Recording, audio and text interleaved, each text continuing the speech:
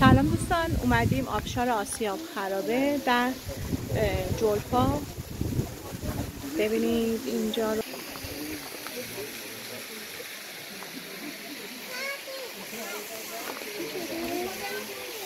این آب اینجوری نخ نخ میریزه و خیلی فضای زیبایی رو درست کرده. الان تقریبا بالا که بودیم هوا خیلی گرم بود، ولی اینجا هوا خنکه. این یه جوبه خیلی کوچولو کم عمقم این وسط هست. ببینی چه خوشگله.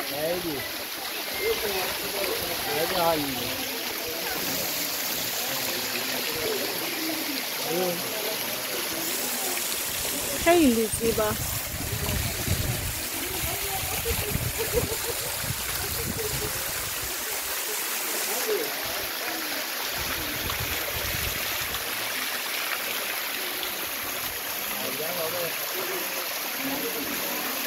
جا آبش خیلی خنکه.